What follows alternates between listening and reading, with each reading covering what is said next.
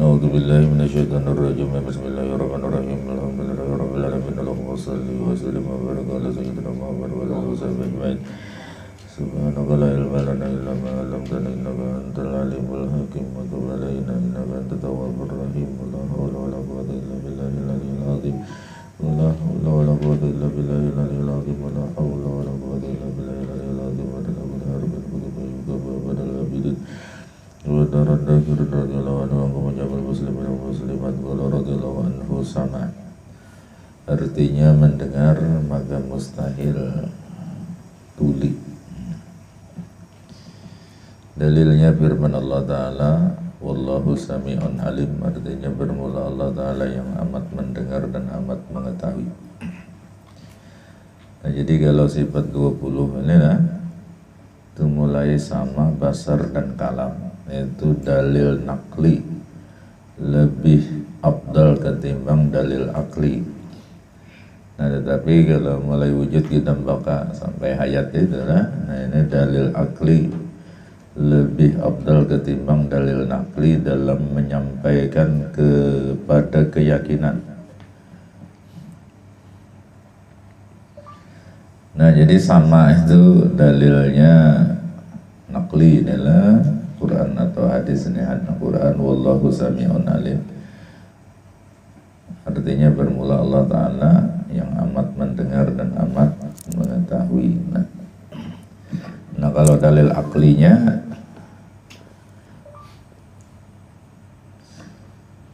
Allah Ta'ala itulah semalam wajib kita yakini bahwa Allah bersifat dengan segala sifat kesempurnaan dan maha suci dari kekurangan.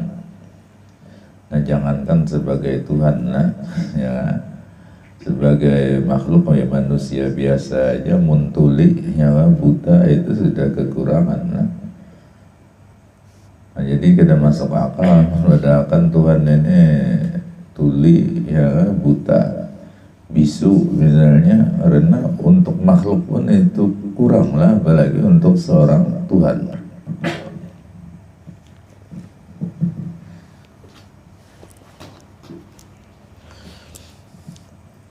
Nah, cuma di sini lah wajib kita yakini bahwa Allah mendengar dan pendengaran Allah Ta'ala itu qadim. Ini bedanya lawan kita. Nah, kita ini mendengar tapi bukan sifat asli kita. Nah, mendengar itu sesuatu yang diciptakan Allah pada diri kita. Pendengaran, penglihatan sama aja. Nah, jadi artinya sifatnya baru lah. Nah, kemudian kalau Allah mendengar segala sesuatu yang maujud, entahkah itu maujud qadim atau maujud yang hadis, inilah pokoknya bila ada sesuatu itu tuh didengar oleh Allah. Nah, jadi nang ada itu entahkah itu berupa benda lah, entahkah itu berupa suara itu ada lah, maka itu didengar oleh Allah. Jadi Allah itu mendengar benda dan mendengar suara. Nah kalau kita mendengar nih khusus suara aja yang didengar, benda itu dilihat lah. Kalau Allah mendengar benda dan suara, Allah melihat benda dan suara. Karena ketentuannya setiap yang maujud, yang ada, itu dilihat dan didengar oleh Allah Ta'ala. Apapun namanya, bila ada, dilihat dan didengar oleh Allah. Nah termasuk suara itu ada lah, maka dilihat dan didengar oleh Allah Ta'ala.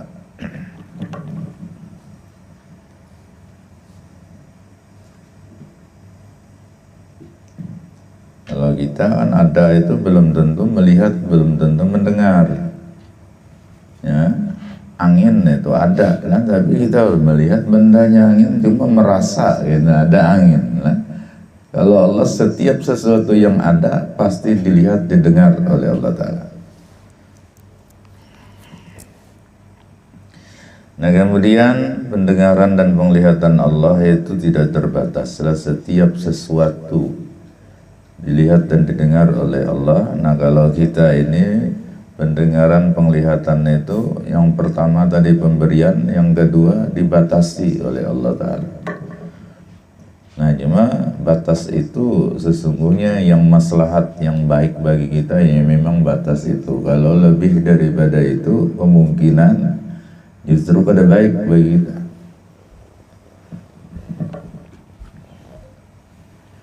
Ya ada bari lah kisah. Yang sejatinya kita ini kada melihat lan iblis. Lalu orang meminta lawan Allah Ta'ala supaya melihat lan iblis. Nah, sudah dikabulkan Allah, bina mengaras ya, nana minta. Nah akhirnya melihat lan iblis ini, melihatnya iblis itu kayak apa, memperdaya manusia dan sebagainya. Nah, sampainya bisa berpandir lan iblis itu. Ini berpandir. Nah iblis ini sudah capnya nengaran membunguli itu cap iblis sudah lah.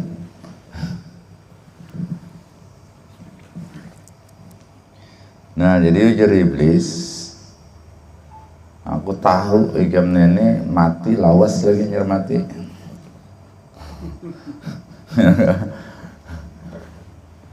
Nah ini percaya lah iblis ini lah, lawas lagi hanyar mati. Jadi maksud iblis ini kalau ini merasa lawas lagi hanyar mati, ini tidak akan giat beribadah lah, ini ada tapi berpemandang benar maksiat itu. Karena menurutnya kalau lawas mati ada aja kesempatan untuk bertaubat. Nah pada akhirnya sudah berlanjut seperti itulah, akhirnya ya terjerumus lah dalam itu tadi. Akhirnya ibadah itu koler ya kan, maksiat itu rajin karena anggapannya dia lawas lagi mati. Nah sekalinya ternyata kematian itu datang mendadak kepadanya. Nah ini jadi sudah, nah sunatullah kita ini kada melihat lawan iblis, jangan hendak melihat. Biar aja selajur ya, melihat justru dibungulinya. Nah kecuali jikalau Allah yang memperlihatkan kan? Nabi itu bisa diperlihatkan, iblis itu kan, tapi itu bukan permintaan Nabi, tapi memang Allah yang memperlihatkan. Nah jadi kita ini kembali lah tadi, pendengaran penglihatan kita itu dibatasi oleh Allah, tetapi itulah yang maslahat bagi kita, yang baik bagi kita. Karena kadang-kadang gara-gara pendengaran, gara-gara penglihatan, nah anak kita ini justru jadi tersalah, tersesat. Ini sesuatu itu memang ada yang bagus dilihat, bagus didengar, bagus diketahui, tetapi ada juga yang justru gara-gara mendengar, gara-gara melihat itu, gara-gara mengetahui itu kita jadi salah. Dan pengetahuan itu pun ada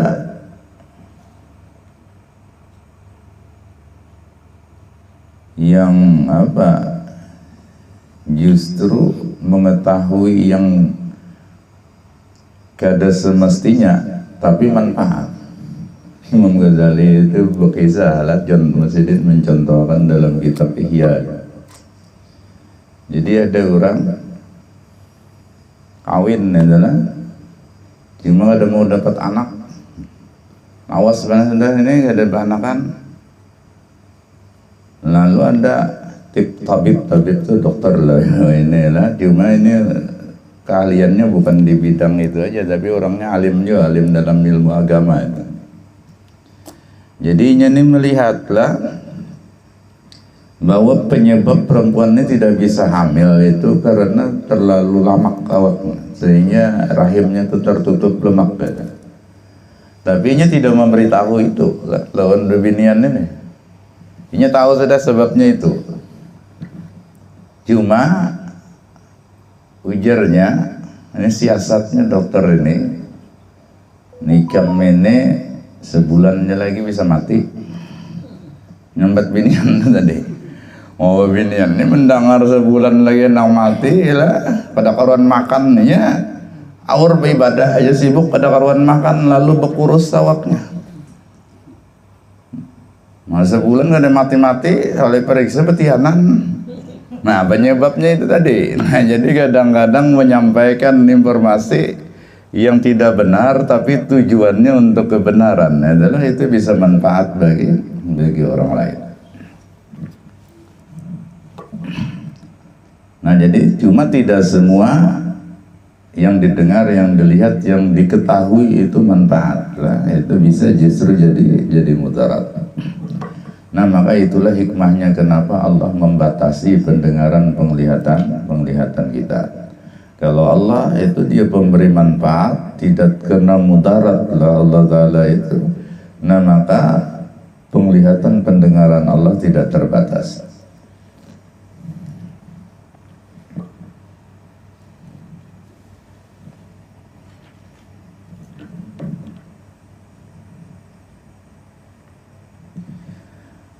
Nah jadi wallahu sami'un alim lah dalilnya, bermula Allah Ta'ala yang amat mendengar dan amat mengetahui, artinya sangat mendengar, sangat mengetahui.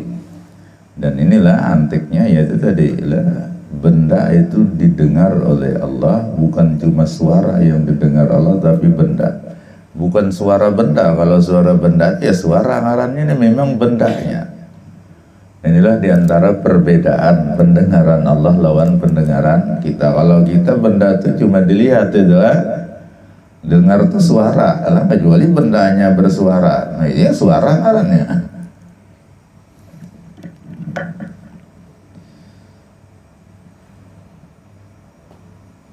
Dan ini segala sesuatu yang maujud itu didengar nang qadim. Jadi Allah Ta'ala itu mendengar zatnya, mendengar sifatnya lah. Karena itu maujud, mendengar asmanya. Nah termasuk Allah mendengar sifat mendengarnya, sifat mendengarnya itu didengar oleh Allah Ta'ala.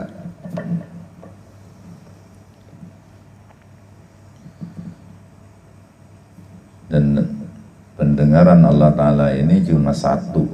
Malam dalam wahdaniyah itu kan sudah kita bahas bahwa wahdaniyah itu esa la pada zat, esa pada sifat, esa pada af'al. Nah jadi esa pada sifat itu maksudnya adalah sifat-sifat Allah semua itu cuma satu-satu aja. Nah cuma dengan pendengaran yang satu ini lah Allah Ta'ala itu mampu mendengar segala sesuatu dan tidak menjadi samar. Kita sampai 10 orang berpander imbai itu lah, bingung kita anunya nih. Karena di Quran itu sudah batasan kemampuan manusia itu terbatas. Ma ja'alallahu lirajulin min qalbaini fi jawfi.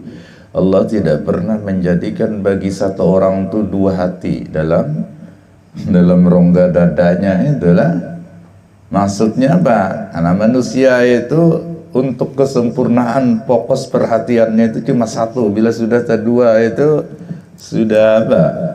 Kurang lah. Ya meskipun kawa. Nah. Kalau kami dulu di tahfiz itu lah, itu guru itu sampai 5 sekali menjaga itu ya sanggup aja, tapi itu karena berkaitan waktunya memang harus apa lelah. Nah tetapi kau aja sih tahu aja yang mana salah-salah itu, tapi tetap andai kata dibandingkan dengan seorangan yang mana itu lebih sempurna yang satu itulah.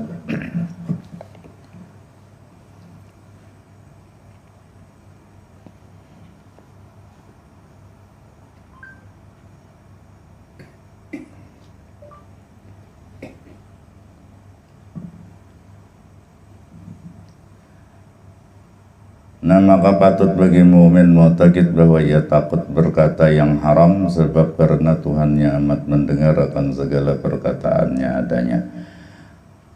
Nah jadi kalau kita meyakini bahwa Allah itu maha mendengar lah, maka jangan sembarangan kita berkata-kata.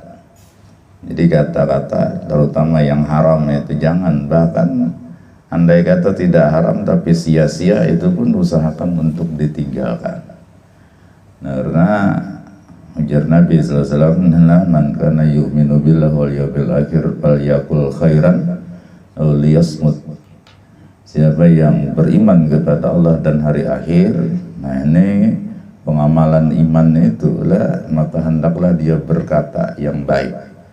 Nah khairan itu yang baik itu maksudnya adalah yang pertama baik itu diridai oleh Allah, yang kedua ada manfaatnya, itu khairat. Nah bila kada hendaklah diam, ya diam aja. Jadi artinya mengkada ada asa pilihan pandir nang baik kada ada, ya berdiam aja sudah. Nah diam ini lebih baik lah ketimbang berkata yang kada tahu baik kadanya. Nah sehingga ada istilah dari ulama, jika lo berkata itu min fiddatin pasukutu min dahabin. Jika lo berkata itu diumpamakan perak, maka diam itu diumpamakan emas. Mana larangnya perak lawan emas. Nah tetapi ada yang berbicara itu memang dianjurkan lah. Di Quran la khaira fi katsirin min najwahum illa man amara bi shadaqatin aw ma'rufin aw islahin bainan nas. Tidak ada kebaikan pada banyak bicara itulah, kecuali nang bagus banyak pandir nih bagus. Yang pertama illa man amara bi shadaqatin, orang yang menyuruh bersedekah khususnya, aw ma'rufin atau menyuruh orang berbuat baik secara umum itulah. Oh islahim bainan nas. Nah atau orang banyak bicara itu karena upaya mendamaikan orang yang sedang berselisih, ya memang membisai dan sebagainya, ini butuh banyak bicara. Nah jadi selain daripada itu nah ini jangan tapi banyak berpandir.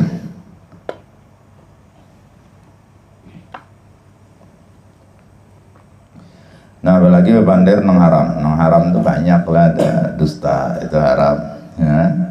Nah kemudian gibah itu pun haram, ya. Nah kemudian pandiran-pandiran yang sifatnya memprovokasi lah, atau dalam bahasa kitab itu namimah, mengadu domba orang. Nah ini pun haram hukumnya lah. Atau pandiran-pandiran yang sifatnya menghina orang lain, merendahkan orang lain, nah itu adalah perkataan-perkataan yang haram. Nah jadi sebelum berbicara itu dipikirkan dulu lah. Nah ini tentang hukum yang pertama. Bila hukumnya itu haram, nah maka ingatkan bahwa Allah maha mendengar apa yang kita katakan, dan jangan berani mengatakan itu. Nah dikuatkan lagi, Allah maha mendengar, Allah menugaskan lagi malaikat untuk mencatat apa yang kita katakan. Wa ma yalfidhu min qaulin illa ladaihi raqibun atid. Tiadalah seorang mengucapkan persatu perkataan juga pun kecuali di sisinya itu ada raqib dan atid yang siap mencatatnya. Ini untuk penguat aja lah. Sebenarnya Allah Ta'ala itu ada membutuhkan itu. Nah cuma kita ada Kalau kita menuduh, jangan-jangan diulah-ulah Allah Ta'ala aja, nggak ada saksinya. Rakib atid itu sekaligus nanti menjadi saksi bahwa benar orang ini mengatakan ini lah, atau memperbuat itu.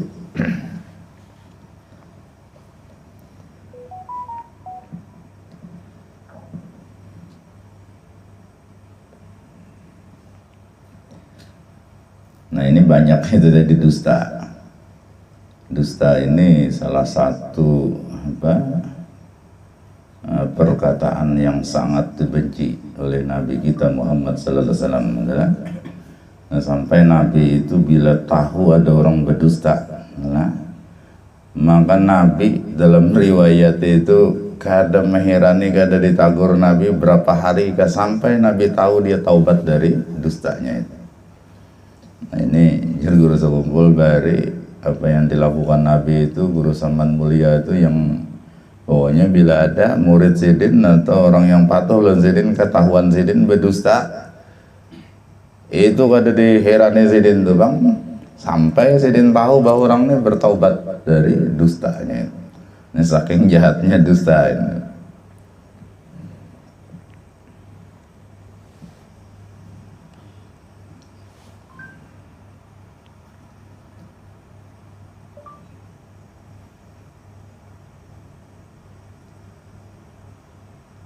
Dan jangan dimulai. Ini perbuatan-perbuatan jahat ini bila dimulai, nah dia akan jadi kebiasaan. Ini orang patuh berdusta ini lah, itu model kayak apa kan, nyaman ringan mana berdusta. Nah maka Nabi itulah jar Nabi, wa iyyakum wal kidba bainal kidba yahdi ilal bujur wa inal bujur yahdi ilan nar wa la yazalul abdu yakdzibu wa yataharral kidba hatta yuktaba indallahi kadzaban. Ini hati-hati kalian jangan sampai berdusta, karena dusta itu akan mengantarkan kalian kepada kejahatan, dan kejahatan itu akan mengantarkan kalian ke neraka. Maka apabila ada seorang hamba berdusta kemudian dia terbiasa dengan dustanya itu, akhirnya dicatat di sisi Allah sebagai pendusta. Nah bila sudah pendusta, inilah kawannya Dajjal, karena makna Dajjal itu kadzab, inilah pendusta. Jadi dusta itu banyak tingkatannya. Nah ini dusta yang paling besar itu adalah dusta tentang Allah. Jadi dusta tentang Allah itu menuduh hal-hal yang tiada benar pada Allah. Misalnya mengatakan Allah Ta'ala itu beranak. Nah ini dusta paling besar, karena itu memasukkan fakta. Allah Ta'ala itu lam yalid wa lam yulad, tiba-tiba dia mengatakan Allah beranak misalnya. Nah ini itu paling dosanya paling besar kan? Hal-hal yang berkaitan, dusta yang berkaitan dengan atau tentang Allah Ta'ala. Nah maka kita untuk mengenal Allah Ta'ala itu harus mendapatkan informasi yang benar lah tentang Allah, jangan sampai tersalah. Nah, karena ini yang akan menyebabkan nanti menurut pengakuan ahli neraka itu mereka masuk neraka. Ma salakakum fi saqar, qalu lam nakum minal musallin wa lam nakun nut'imul miskin wa kunna nakhudu ma'al khaidin wa kunna nukadzibu biyaumiddin hatta atanal yakin. Apa yang menyebabkan kalian masuk neraka? Ini pertanyaan orang surga, inilah kepada orang neraka. Nah orang neraka yang masuk neraka menjawab lam nakum minal musallin. Yang pertama, kami kada sembahyang. Walam nakun nut'imul miskin. Yang kedua, kami kada mau memberi makan orang miskin yang membutuhkan bantuan. Nah yang ketiga, wa kunna nakhudu ma'al khaidin. Kami suka berbicara serta orang bicaranya ngaur. Ngaur itu cerita kada bujur. Nah jadi bepandir kada bujur ini dianggap dusta, atau mendengarakan pandir orang nang kada bujur itu pun adalah pembantu dusta. Ini orang berdusta mengada nang hakun mendengarakan nyampih bepandir, gara-gara didengarakan ini semangatnya pandir pada dusta. Nah, di antara yang terbesar dustanya itu adalah ketika orang membicarakan tentang Allah tapi tidak sesuai dengan faktanya. Nah, itu ilmu-ilmu hakikat tapi gak ada bujur. Nah, kan bicara tentang Allah adalah, tetapi kalau itu tidak benar, maka itulah dusta paling besar.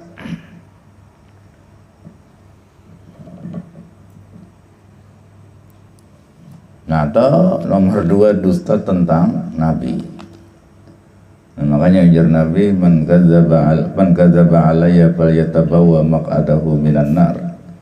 Siapa yang berdusta tentang aku, maka silakan siapkan tempat dalam neraka.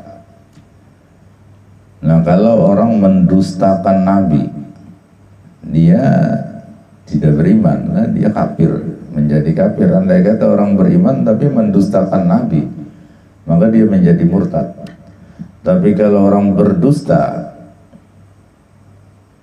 tentang Nabi, artinya dia menginformasikan tentang Nabi itu pada benar, nah maka dia tidak menjadi murtad, tetapi dia berdosa besar yang ancamannya itu api neraka. Nah, atau orang berdusta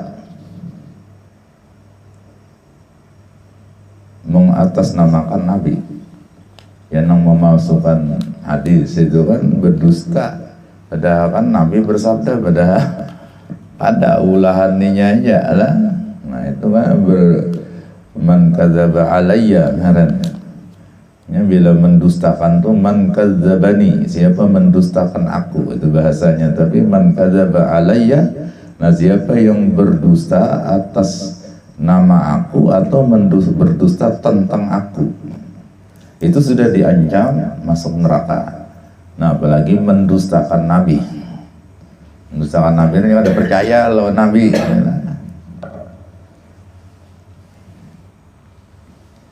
Nah, itulah jenis-jenis dusta.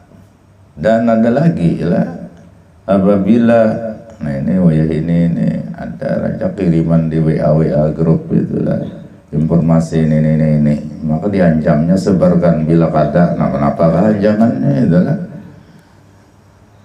Nah, ini dalam hadis itu dikatakan lah, yang ujar Nabi, man qala likulli ma sami'a faqad kadzaba. Kalau Rasulullah SAW, siapa yang mengatakan setiap apa yang didengarnya tanpa diproses dulu lah langsung dikatakan, maka dia sungguh pendusta.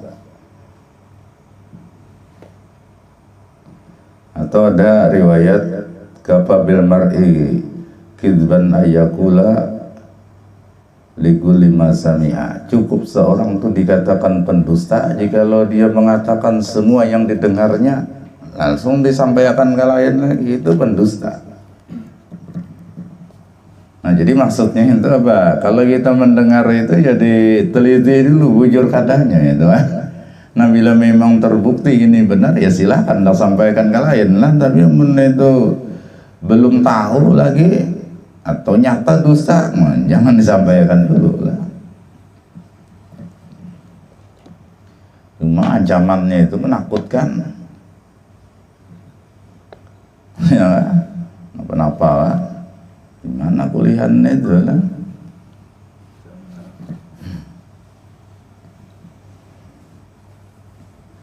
Nah, atau perkataan ghibah. Ini perkataan yang haram.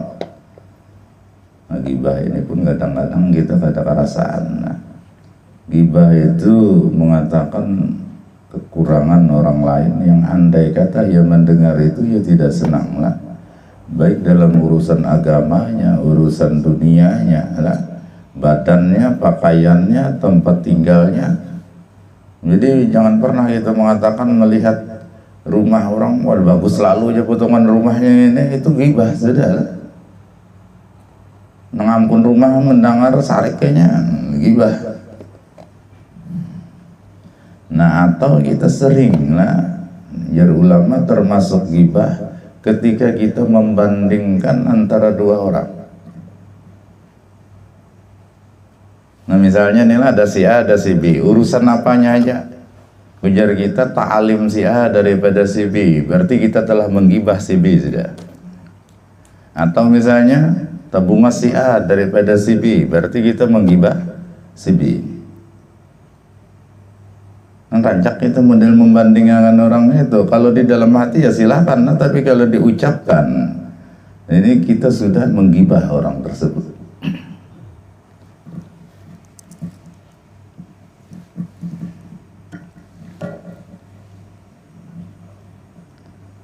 Pokoknya bila kita membandingkan itu ada mesti sebutingnya itu kan tak kurang lah. Bila ujar kita ta'alim si A daripada si B, mun dibalik ke itu tabungo si B daripada si A. Nah ini bahasa tabungo ini lah. Dengan pemahamannya itu.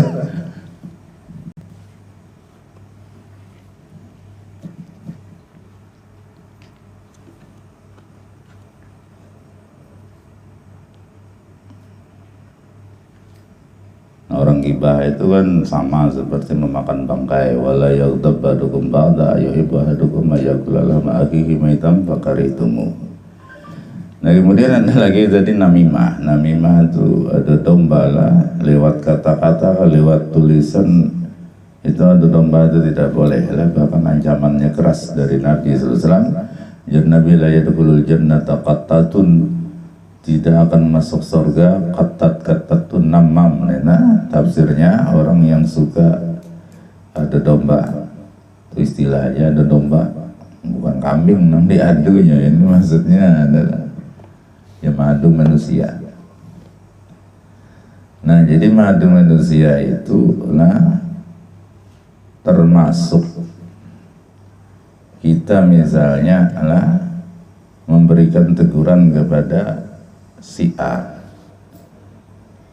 cuma kita ini merasa mungkin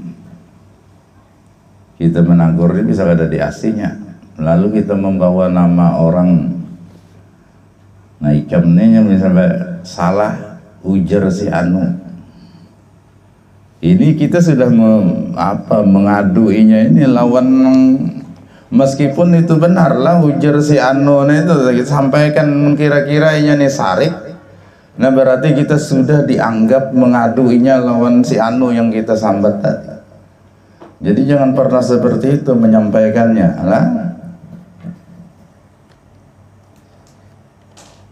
Kita nih Mbah Anu patuju itu tujuan kita itu memang tidak ada untuk mengadu, tapi tujuannya supaya ini masih maksudnya itu kan. Tapi di sisi lain kita dianggap mengaduinya, nah, karena ini milihnya ada terima ditagur tuh sariknya lawan itu nang kita padahkan tadi itu.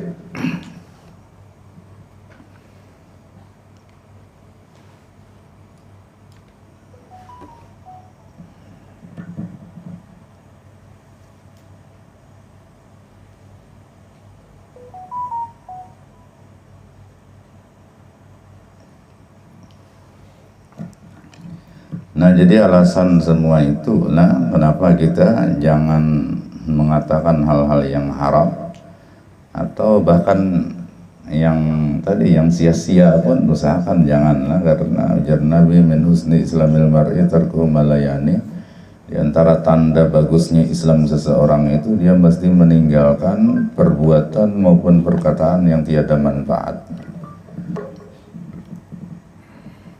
Nah jadi alasannya karena Allah Maha mendengar. Nah jadi takut kepada Allah yang mendengar. Nah atau tingkatannya di atas takut tuh malu. Malu lah. Jadi supan lawan Allah. Kenapa? Karena Allah Ta'ala itu mendengar kita mengatakan sesuatu yang dilarang oleh Allah Ta'ala.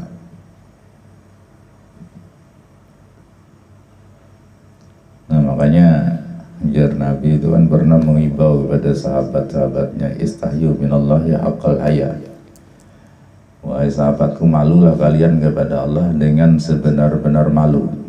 Nah, lalu para sahabat menjawab, ya Rasulullah, qad istahyayna minallah, sungguh kami ini malu kepada Allah sudah. Ya. Nah tetapi ujar Nabi, ya bujur aja, tapi malu yang sebenarnya itu bagaimana? Man istahya minallahi haqqal haya, siapa yang malu kepada Allah dengan sebenar-benar malu, falyahfadhir ra'sa wa ma wa'a. Yang pertama, hendaklah ia memelihara kepala dan anggota yang ada di sekitar kepala.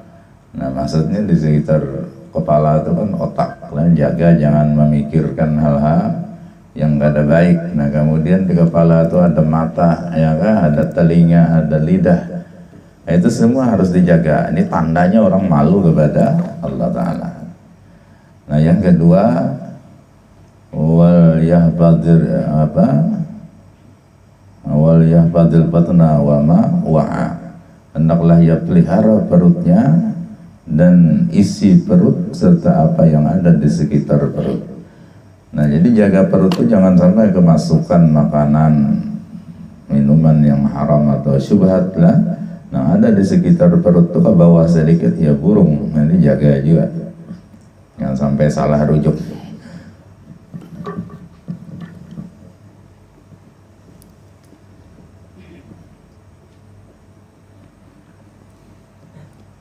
Nah, kemudian basar. Ya, pembahasan sama basar dan kalam itu tidak terlalu tidak terlalu luas.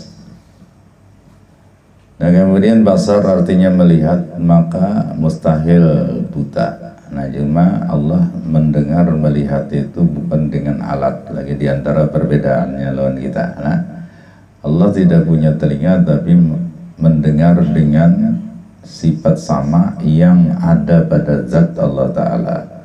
Allah Ta'ala melihat bukan dengan mata lah, tetapi dengan sifat basar yang ada pada zat. Ada pada zat itu maksudnya sifat yang tidak akan bisa dipisahkan dengan zatnya.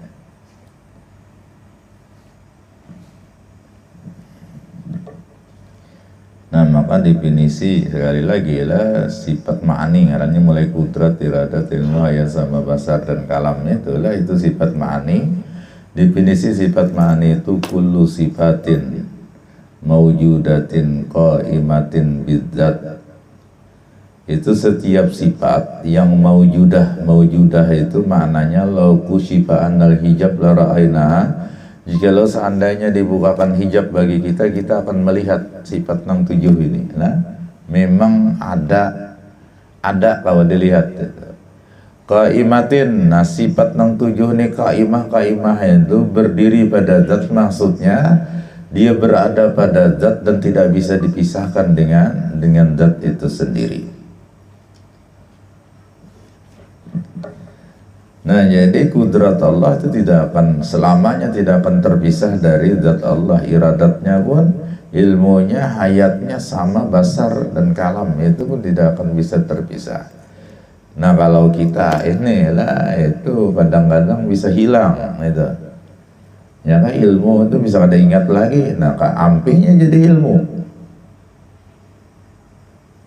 Sama mendengar. Nah, ini kita sudah tua-tua tuli. Nah, hilang berarti pendengaran, kan terpisah, telinganya ada tapi pendengarannya yang terpisah dari badan kita. Nah, demikian basar melihat seperti itu. Nah, kalau Allah Ta'ala itulah tidak bisa terpisah, bahkan berubah pun tidak. Jadi kalau misalnya Tuhan ini betuha, misalnya bisa tuli, bisa kabus, mata kada lah.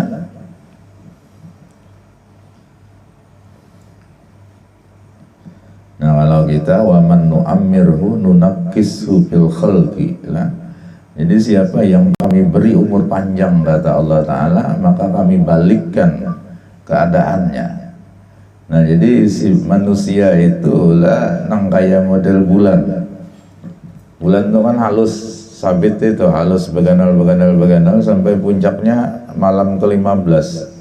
Malam ke-15 bahalus lagi hilang akhirnya. Nah, itu juga manusia. Manusia itu puncak dari pertumbuhan jasadnya itu usia 21 tahun, ujar ulama. Jadi 21 tahun itu maksimal lah. Jadi awak nih kada mau bertinggi lagi bila sudah, kecuali pian nukar alat yang bisa memanjat awak itu lah. Artinya secara alami tidak bisa lagi kalau sudah 21 tahun itu ada mau lagi. Namunnya belamak tuh bisa aja bang, yang bertinggi itu udah mau. Ya, tetapi perkembangan otak dan kecerdasan itu puncaknya usia 28 tahun. Jadi bila sudah 28 tahun itu lah, nah ibarat bulannya itu sudah purnama, sudahlah. Nah imbah itu tuh bila habis pada 28 tahun nih penurunannya lagi.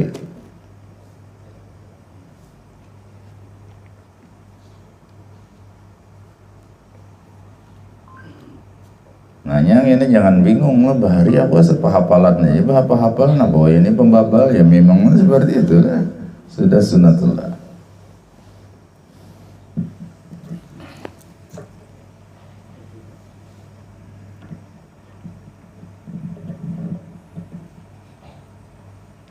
Nah, cuma yang berkaitan dengan kecerdasan ini ya, itu ada kaitannya dengan makanan. Ya, bila makanan itulah menyebabkan timbul lendir atau dahak. Nah itu berarti makanan itu penyebab otak jadi pembaba. Apa aja ini umum lah, bedanya menyebabkan. Nah tetapi bila makanan atau minuman itulah menjadi sebab berkurangnya dahak atau bahkan menghilangkan dahak, berarti makanan itu bagus untuk kecerdasan. Mungkin lebih tahu juga lah, cuma dicontohkan di kitab itu yang bagus tuh makan roti kering.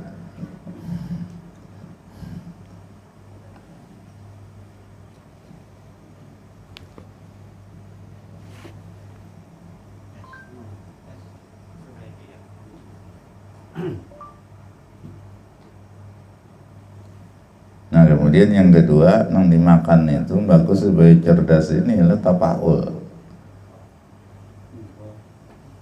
Lawan binatang itu makani otaknya.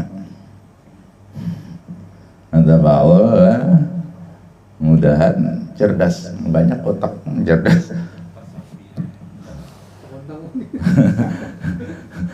Di kampung ini bila ada otak undang itu kan ada nang karas, ada nang apa, bila makan nang karas aja baku otak.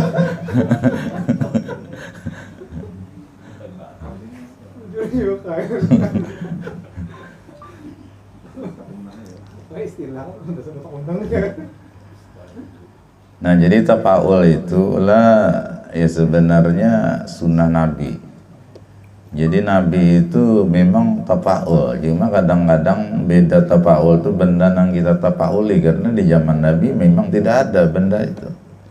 Ini dalil orang bahari itu kan lakatan. Bila apa kan? Selamatan belajar mengaji kan pakai lakatan.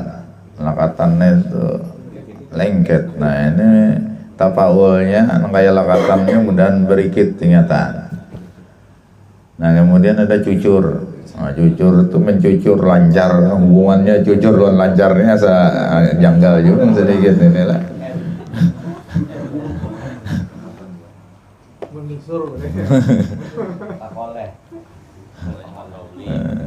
Ya macam-macam lah seperti itu tapaul ngarannya lah.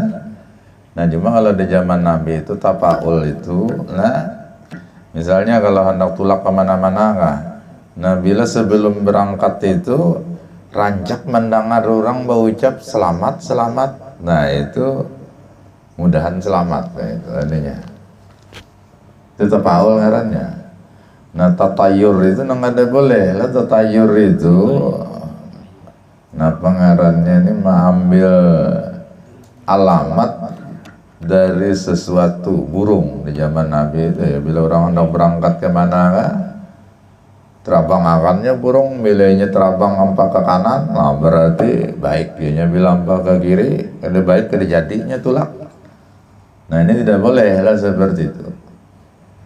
Nah jadi supaya nang selamat ini rancak kita mendengar lah, sebelum kita berangkat kemana-mana itu banyak memberi salam lan orang. Orang pasti menyahut waalaikumsalam, itu selamat. Nah itu caranya.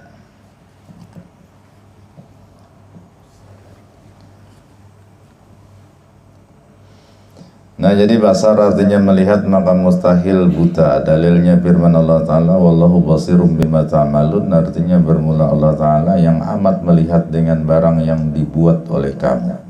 Nah, jadi apapun yang diperbuat olehmu itu dilihat oleh Allah Ta'ala. Maka patut bagi mukmin mu'taqid bahwa ia tiada membuat maksiat sebab Tuhannya amat melihat akan segala perbuatannya adanya. Nah, ini orang bisa muraqabah, itu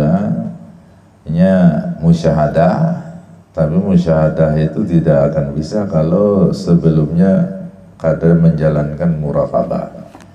Nah, muraqabah itu merasa selalu dilihat, diperhatikan oleh Allah Ta'ala, itu namanya muraqabah. Kalau guru sekumpul mencontohkan muraqabah itu itu teliti, benar ya kan, kayak kucing mengintai mengintai iwak atau tikus, buka matanya lah.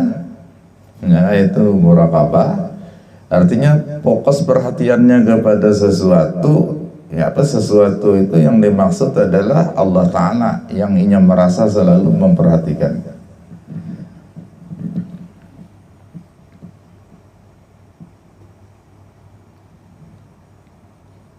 Nah, jadi kalau muraqabah baru bisa musyahadah, maka kan bahasanya al-ihsan an ta'budallaha ka'annaka tarahu fa illam takun tarahu fa innahu yarak. Jadi ngaran ihsan itu engkau beribadah kepada Allah. Nah, jadi ini ihsan itu tasawuf. Nah, tasawuf adalah kalau kan ada Islam, ada iman, ada ihsan. Adalah kalau Islamnya itu ya syariat lah, kalau imannya itu akidah. Nah, kalau ihsan itu adalah tasawuf bahasa kita adalah. Nah, jadi tasawuf itu dua. Yang pertama, engkau beribadah seolah-olah melihat kepada Allah. Nah, jadi ibadah itu pokoknya lah. Jadi beribadah, nah cuma ketika ibadah itu seolah-olah melihat kepada Allah. Itu bedanya lawan orang ibadah kadang mengerti tasawuf. Kalau kadang mengerti tasawuf ya ibadah kayak itu aja lah. Tapi kalau tasawuf ibadah ditambah, merasa seolah-olah melihat Allah Ta'ala. Nah, fa'ilam takun tarahu, apabila engkau tidak bisa mengamalkan itu, maksudnya seolah-olah melihat Allah, fa'innahu yarak, maka yakinilah bahwa Allah lah yang melihat kepadamu. Nah, artinya ini musyahadah itu tingkatannya tertinggi. Bila kada sanggup tinggi ini turun ke bawah, bawahnya itu ngarannya muraqabah. Nah, cuma kata ulama lagi lah, itu dua hal yang menjadi tujuan dalam kehidupan kita. Kita bisa muraqabah, kita bisa musyahadah. Namun untuk mencapai dua ini lagi, sebelumnya orang mesti melakukan muhasabah. Nah, jadi muhasabah itu berhitung, nyerita lah. Nah, jadi berhitung, ya kan, mana nang bujurnya, mana nang salahnya dalam kehidupan kita itu dihitung, betul kan? Nah, lalu untuk hasil hitungan ini maksimalnya itu, artinya tujuan kita itu supaya bagaimana kita ini lebih banyak kebaikannya daripada keburukannya, atau kalau bisa semua baik, tidak ada buruk. Nah, cuma itu jarang ada orang mencapai itu kan, para nabi dan rasul lah yang mencapai itu. Nah, maka muhasabah itu nanti disambung dengan muraqabah. Jadi kalau orang muraqabah merasa dilihat oleh Allah, maka itu tadilah, maka patut bagi mukmin mu'taqid bahwa ia tiada membuat maksiat. Nah, ini kalau orang sedang muraqabah itulah, lainnya kada melakukan kemaksiatan sebab Tuhannya amat melihat akan segala perbuatannya adanya. Nah, jadi rentetannya itu seperti itu lah.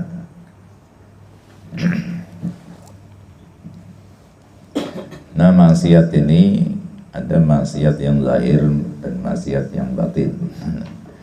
Yang zahir itu Ya seperti ya perbuatan-perbuatan yang bisa dilihat lah, adalah perbuatan maksiat yang bisa dilihat. Nah, adapun maksiat batin itu maksudnya kemaksiatan di dalam hati.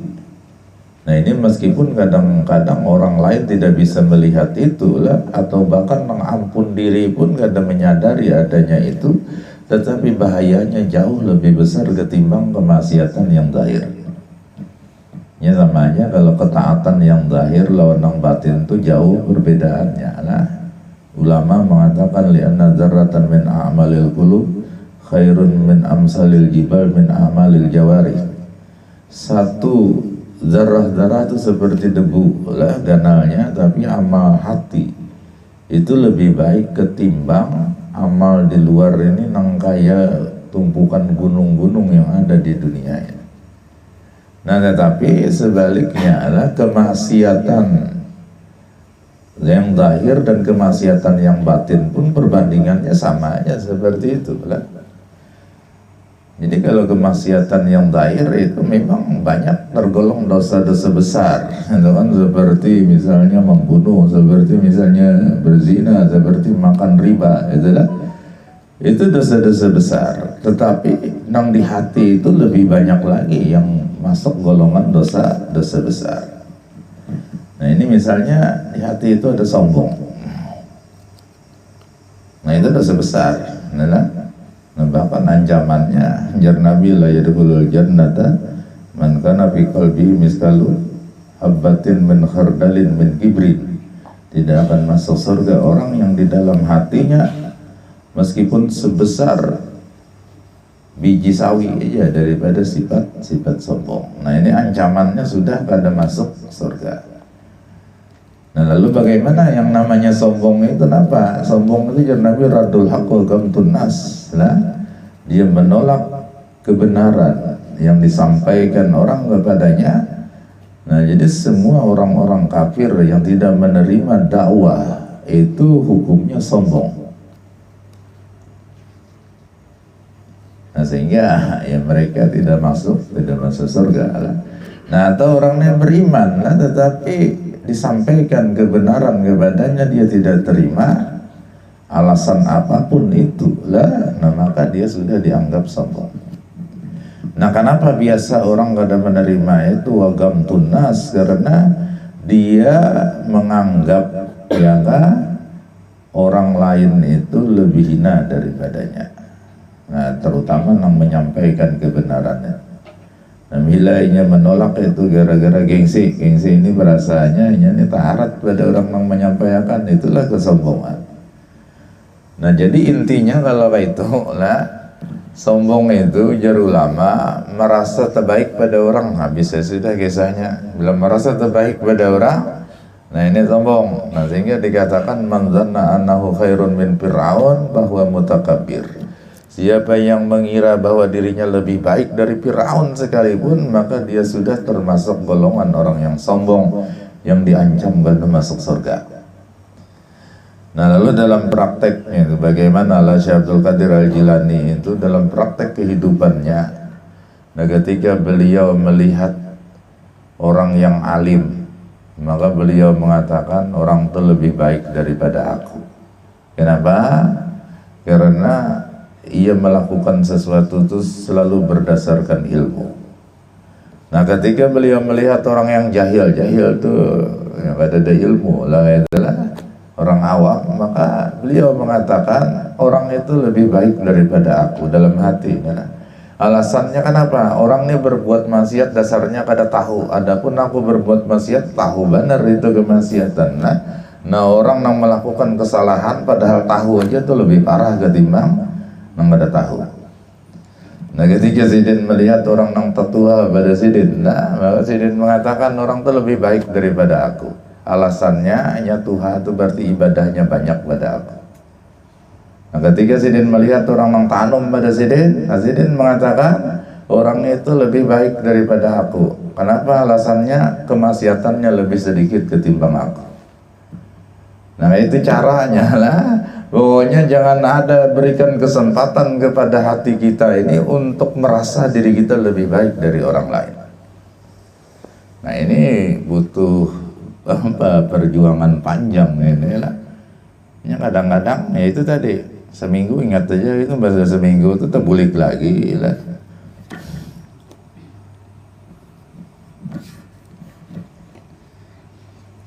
Nah jadi baik yang zahir maupun yang batin kemaksiatan itulah itu mesti ditinggalkan. Kenapa? Karena bagi Allah tidak ada bedanya. Nang zahir nang batin itu semua zahir bagi Allah Ta'ala. Istilah zahir batin itu bagi kita ya kan, yang tersembunyi kita sebut batin, yang kelihatan disebut zahir, tapi bagi Allah semua terlihat.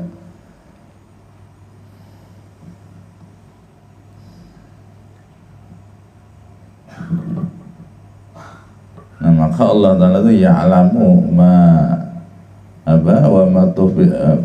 tulinu wa ma tuhfis sudur. Allah Ta'ala itu mengetahui sesuatu yang kamu nyatakan, kamu nyatakan wa ma tuhfis sudur, dan Allah bahkan mengetahui ya enggak apa yang disembunyikan dalam hatimu.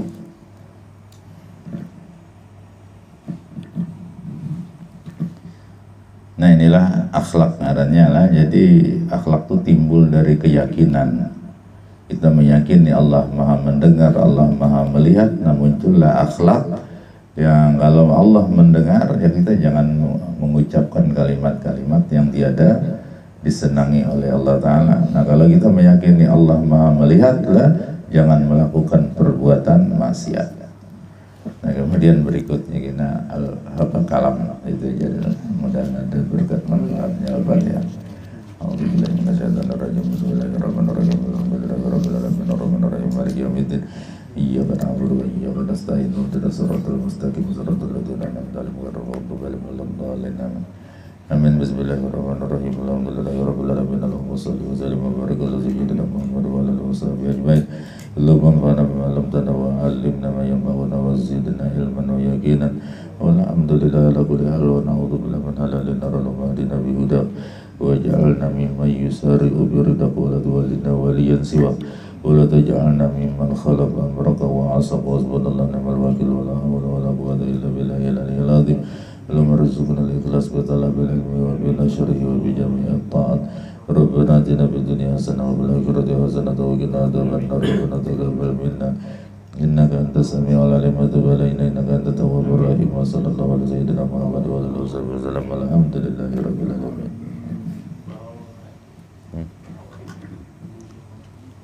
Tahlil pendek Bu ya. Nah, ini kita tahlil untuk almarhum Haji Fadlian.